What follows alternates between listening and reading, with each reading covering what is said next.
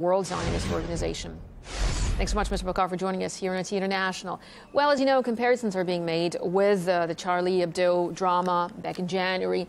And what about you? What do these kind of attacks mean for Europe? What do you think? Thank you so much for having me. I believe that the first and foremost, Europe is waking up to a new era, a new reality, out of which we in Israel and around the Jewish world have been pointing out for the last 10 years or even more.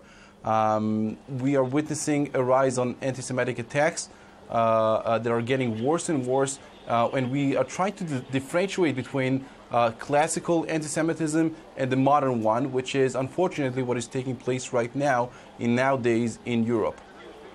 Now, looking at these two attacks, the first one was in a free speech meeting and the second one was in a synagogue.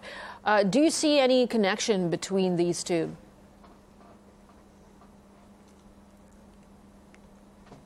Definitely. The first attack was against freedom of speech. The second one was against the Jews. The Jews are always a reason to continue and fight against. When you are stopping freedom of speech, you're stopping the right of a Jew to live freely wherever he wants to. And this is an unfortunate incident that is just going to lead us to the next incidents that will be not only in Europe, but also in the rest of the world. You know what? Europe, the European Union, just a couple of months ago, the European Union Congress decided to take off Hamas and Hezbollah off of the terrorist organizations. You know, maybe now, just a little bit too late, they're waking up to this unfortunate reality. Well, but what about the Danish government? I mean, we know that, and I mentioned that earlier, that a month ago Jews asked their government to protect them.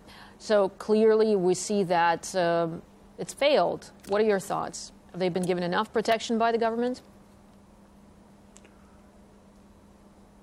Well, unfortunately, since it happened, no, it's not enough at all. When we are witnessing a rise in anti-Semitic expressions by politicians and by the Muslim community in Europe, we need to wake up and say, you know what? It is the responsibility of every government in Europe and around the world to protect their minorities and their citizens, because the next stage is not going to be only the Jews, it's going to be the people who were born and raised in Europe themselves. And people need to start waking up from this dream. And you know, we are facing a situation when the United States of America, only last week, a couple of days ago, announced that the terrorist attack, the anti-Semitic attack that took place in France was not necessarily anti-Semitic one.